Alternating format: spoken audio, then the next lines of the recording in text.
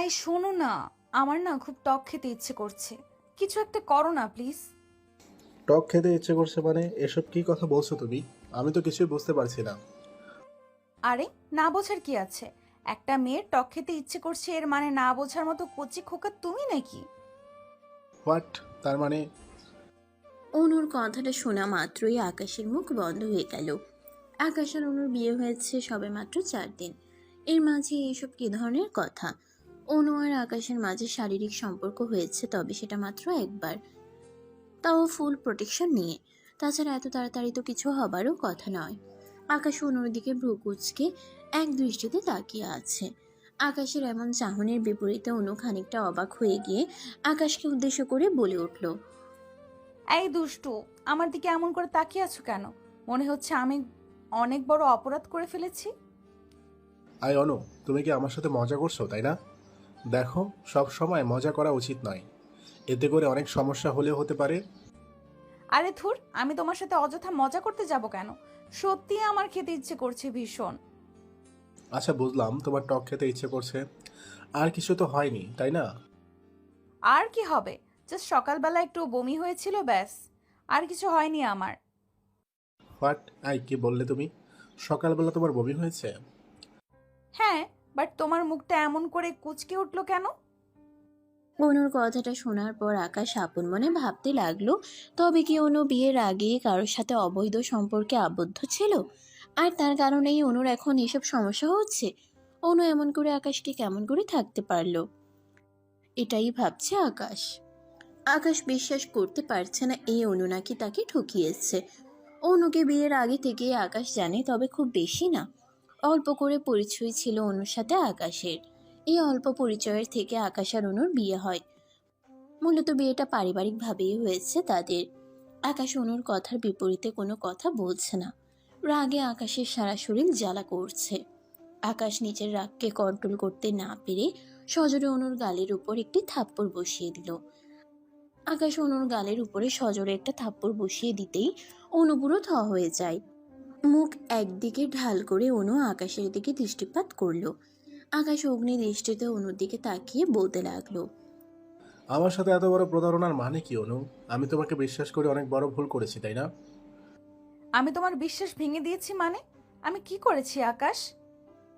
Shut up. তুই কি করেছিস সেটা কি তুই জানিস না? তুই আমার ভালোবাসাকে নিয়ে খেলা করেছিস। আমার ভালোবাসাকে আজ এতটা নিচে নামিয়েছিস তুই। এই তুমি আমার সাথে এমনটা কেন করছো? আমি কি করেছিটা কি? সেটা তো বলবে নাকি? অনু কথাটা বলতেই আকাশ তুম করে অনুর চুলগুলো ধরে ফেলল। আকাশ অনুর চুলগুলো ধরে ফেলে অনুর মাথাটা নিজের মুখের কাছে নিয়ে এসে অনুকে উদ্দেশ্য করে করে বলল, কি করেছিস সেটা তুই জানিস না? আমার জীবনটা নষ্ট করে দিয়ে এখন আমার সাথে নাটক করছিস? আকাশ প্লিজ, আমার চুলগুলো ছেড়ে দাও। আমার খুব লাগছে। তোর লাগছে মানে?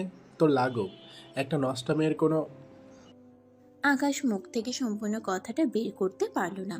তার আগেই অনু কোনো কথা না বলে একটা ঝাপটা মেরে নিজের চুলগুলো আকাশের হাত থেকে বের করে নিয়ে আকাশের গালের উপর সজোরে একটা থাপ্পড় বসিয়ে দিল। আকাশ অনুর হাতে থাপ্পড় খেয়ে পুরো থ হয়ে গেল। আকাশ মোটেও আশা করেনি অনু এমন কিছু করতে পারে। আকাশ নিজের গালের উপর হাত রেখে অনুর দিকে তাকিয়ে কৌতূহলী কণ্ঠে বলে উঠল, তোর এত বড় সাহস আমার গালের উপর চড় মেরেছিস তুই? তুই জানিস আমি এখন তোর কি করতে পারি? তুই কি করতে পারিস সেটা জানার মোটেও ইচ্ছে নেই আমার। আর তুই কাকে নষ্ট মেয়ে বলছিস? তোকে বলছি, তুই ভালো হলে কি আর বিয়ের 4 দিনের মাথায় প্রেগনেন্ট হয়ে যেতিস নাকি? এই, তোকে কে বলেছে আমি প্রেগনেন্ট? আমার রাতে ঘুম খারাপ হয়েছে বলে আমার মাথা ঘুরছে আর বমি হয়েছে। একটা নারীর কি মাথা ঘুরলে আর বমি করলে প্রেগনেন্ট হয়ে যেতে হবে নাকি? তার মানে তুমি প্রেগনেন্ট না? হুম, তোকে এভাবে বললে হবে না। আজ আমি নষ্টা মেয়ে হয়ে গেছি তো তোর কাছে। ওয়েট, আমি প্রমাণ দিচ্ছি। অনু কথাটা বলতেই আকাশের সামনে দিয়ে হনহন করে চলে যায়। আকাশ অবাক চোখে অনুর চলে যাওয়ার দিকে তাকিয়ে আছে।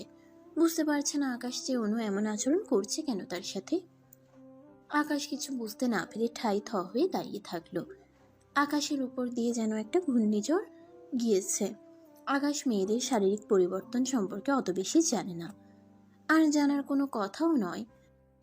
আকাশ এতদিন শুনে এসেছে যে মেয়েদের মাথা ঘুরলে আর বমি হলেই তারা প্রেগনেন্ট হয়ে যায়।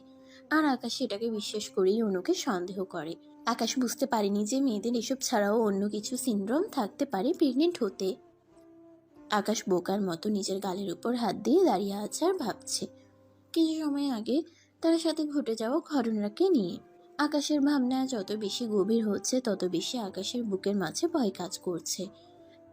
এখন যদি অনু এসে আকাশকে মিথ্যা প্রমাণ করে দেয় তবে কি হবে? আকাশ বেশ কিছু সময় ঝিম ধরে থাকার পর আচমকা আকাশের সামনে চলে আসে অনু। অনু আকাশের সামনে আসতেই আকাশ অনুর চোখের দিকে তাকালো। অনুর রক্তিম চক্ষু জোড়া দেখে আকাশের কলিজা শুকিয়ে যাচ্ছে। আকাশ অনুকে কিছু বলার ভাষা খুঁজে পাচ্ছে না। অনু আকাশকে নীরব দেখে আকাশকে উদ্দেশ্য করে শক্ত গলায় বলে উঠল, আমার হাতে কি আছে দেখছিস? এটা কি? এটা হলো প্রেগন্যান্সি টেস্ট কিট। এটা দিয়ে আমি পরীক্ষা করব আমি প্রেগনেন্ট কি না। অনু, থাক, ওসব কিছু করতে হবে না। আমি ভুল করেছি, আমায় ক্ষমা করে দাও। কি করে দিব ক্ষমা? সেটা তো তোকে আর করা যাবে না রে। তুই কি ভুলে গেছিস আমি কি জিনিস? আমি কখনো নিজের অপমান সহ্য করি না। অনু, শোনো না, আমি বুঝতে পারিনি তাই ওই কথাটা বলে ফেলেছি। প্লিজ আমায় ক্ষমা করে দাও। আমি তোকে ক্ষমা করতে পারবো না। আমি এখন তোকে প্রমাণ দিব। তাছাড়া এখন তোর মনের ভেতর আমার জন্য সন্দেহ ঢুকে গেছে। এই সন্দেহ দূর করা প্রয়োজন। অনুর আগে গজগজ করতে করতে আকাশের সামনে থেকে চলে যায় ওয়াশরুমে। মিনিট 2 পর অনু আকাশের চোখের সামনে পরীক্ষা করে আর সেটা আকাশকে দেখায়। আকাশ তো রিপোর্ট দেখে পুরো থ হয়ে যায়। রিপোর্ট নেগেটিভ আসছে।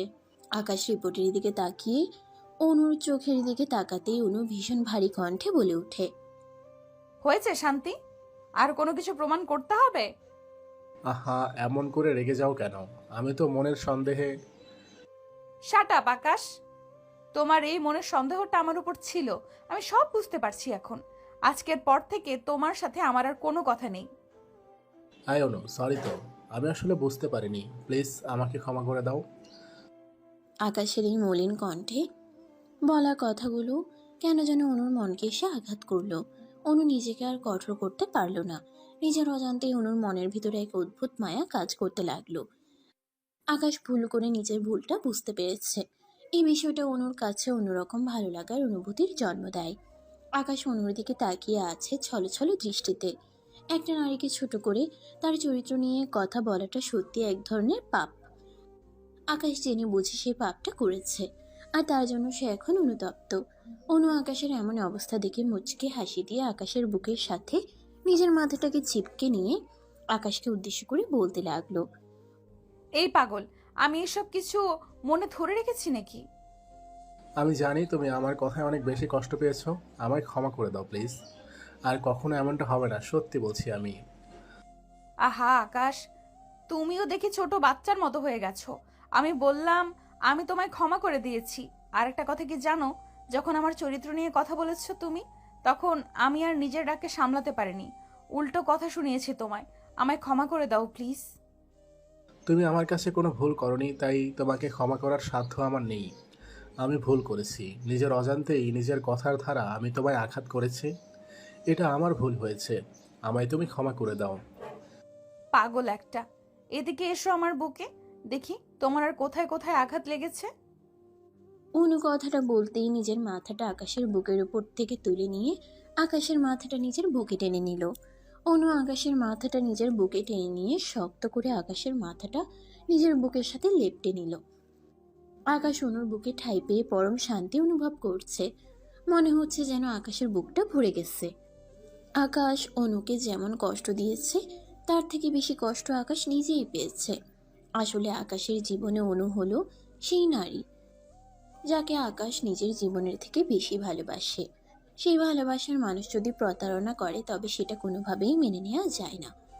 আকাশও নিজের স্ত্রী অনুকে ভুল ভেবেছে আর এই কারণেই এত ঝামেলা হয়েছে তাদের দুজনের মাঝে। অবশেষে তাদের ঝামেলা শেষ হলো। আকাশ অনুকে নিয়ে নিজের বাড়িতে ফিরে এলো। রাতের দিকে আকাশ ডিনার শেষ করে নিজের ঘরে বসে অপেক্ষা করছে কখন তার স্ত্রী অনু ঘরে আসবে। আসলে আজ মনটা বড্ড অদ্ভুত আচরণ করছে আকাশের। আকাশ আরও বেশ খানিক সময় অপেক্ষা করার পর অনু ঘরে ফিরল। অনু ঘরে প্রবেশ করতেই আকাশকে বসে থাকতে দেখে বলে উঠল, কি ব্যাপার, বসে আছো কেন? রাত হয়ে গেছে, ঘুমিয়ে পড়ো। ঘুমিয়ে পড়ো মানে? আজ কি ঘুমানোর সময় নাকি? তো কি করার? কি করার সময় সেটা জানো না? দেখো অনু, এতদিন যেটা নিয়ে আমাদের মাঝে ঝামেলা ছিল, আমি সেই ঝামেলায় সমাধান করতে চাই। আমি সেই ব্যাপারটা সত্যি করতে চাই। ব্যাপারটা সত্যি করতে চাও মানে? এই কি করার কথা ভাবছো তুমি? অনুর করা প্রশ্নটা শোনার পর আকাশের চোখে মুখে খানিক লজ্জাভাবের উদয় হলো। আকাশ কেমন করে লজ্জা পেতে দেখে অনু আকাশের দিকে এগিয়ে আসলো। অনু আকাশের দিকে এগিয়ে এসে আকাশকে আবারও জিজ্ঞেস করলো। কি হলো? তোমার চোখে মুখে আচমকা এমন লজ্জা ভাব চলে আসলো কেন? সত্যি করে বলো তো, ঘটনাটা কি? উফ, তুমি বুঝতে পারছো না ঘটনা কি? না তো, যদি বুঝতে পারতাম তবে কি জিজ্ঞেস করতাম নাকি? বলো না কি কাহিনী। এভাবে আমি বলতে পারবো না। তোমার কানটা আমার দিকে এগিয়ে দাও। যা বলার আমি তোমার কানেই বলতে চাই। উফ, তোমাকে নিয়ে আমি আর পারি না। বলো এখন, কি কথা বলতে চাইছো? অনু আকাশের দিকে নিজের কান এগিয়ে দিতেই আকাশ ফিসফিস করে অনুকে বেবি নেয়ার কথাটা বলল। সেই সাথে বেবি নেয়ার প্রসেসও বলল। অনু নিজের স্বামীর মুখ থেকে এসব কথা শোনার পর ভীষণ রকম লজ্জা পেয়ে গেল। লজ্জায় অনুর গাল লাল হয়ে উঠল। আকাশ নিজের কথাটা শেষ করতেই অনু আকাশের বুকের উপর নিজের হাত রেখে আলতো করে একটা ধাক্কা দিয়ে আকাশকে উদ্দেশ্য করে মৃদু লজ্জামাখা কণ্ঠে বলে উঠল। আকাশ, তুমি না সত্যি দিনকে দিন পচা হয়ে যাচ্ছ। কি সব বলো, হ্যাঁ? আমার বুঝি লজ্জা লাগে না? আরে পাগলি, লজ্জা পাবার কি আছে? তাছাড়া এটা কি নতুন নাকি? এসো না এবার আমার কাছে। সেই কখন থেকে অপেক্ষা করে চলেছি। আর তো অপেক্ষা সহ্য হচ্ছে না আমার। আকাশ প্লিজ, এমন করিও না তুমি। তুমি এমন করে বায়না করলে আমি নিজেকে সামলে রাখতে পারি না। চাই না তো, আমিও চাই না তুমি নিজেকে আটকে রেখে কষ্ট ভোগ করো। আমি চাই তুমি মন খুলে আমাকে আদর করতে দাও। প্লিজ সোনা, আর বাধা দিও না। আমি আর পারছি না অপেক্ষা করতে। তাই নাকি? অপেক্ষা করতে পারছি না করলেই কি হবে নাকি? আসল কাজটা তো করতে হবে। দ্রুত শুরু করে দাও, আমি রেডি আছি। অনুর কথাটা শোনার পর আকাশের বুকে যেন প্রাণ ফিরে এলো। আকাশ আর 1 মিনিটও অপেক্ষা করলো না। পরম আবেশে অনুকে নিজের বুকে টেনে নিল। আকাশ অনুকে নিজের বুকে টেনে নিতেই আকাশের সারা শরীরে এক প্রবল শিহরণ খেলে গেল। আকাশ বুঝতে পারলো এটাই সঠিক সময়, আর অপেক্ষা করা যাবে না। তারপর আর কি, আকাশও সুযোগ মতো নিজের প্রাণপ্রিয় প্রিয়তমাকে নিজের আদর ভালোবাসায় নিজের করে নিল। আকাশ আর অনু একসাথে মিলে মিশে একাকার হয়ে গেল। ভালোবাসা সত্যিই সুন্দর। বেঁচে থাকুক এমন সব ভালোবাসাগুলো। দোয়া করবেন তাদের জন্য। বন্ধুরা, ভিডিওটি কেমন লাগলো তা অবশ্যই আমাকে কমেন্ট করে জানাতে ভুলবেন না। পেজ থেকে দেখে থাকলে অবশ্যই পেজটিকে ফলো করে দিবেন। আর চ্যানেল থেকে দেখে থাকলে অবশ্যই চ্যানেলটিকে সাবস্ক্রাইব করে পাশে থাকা বেল আইকনটা বাজিয়ে দিবেন। আর নিত্য নতুন এমন সুন্দর সুন্দর ভালোবাসার গল্প পেতে voice of Priyanka Facebook page এবং প্রিয়াঙ্কাস ক্রিয়েশন ইউটিউব চ্যানেলের পাশেই থাকবেন। ধন্যবাদ সবাইকে। দেখা হচ্ছে আগামীকাল নতুন কোনো গল্প নিয়ে। ততক্ষণ পর্যন্ত সবাই ভালো থাকবেন, সুস্থ থাকবেন, আর আমাকে সবাই অনেক বেশি দোয়া এবং ভালোবাসা দিবেন। আল্লাহ হাফেজ।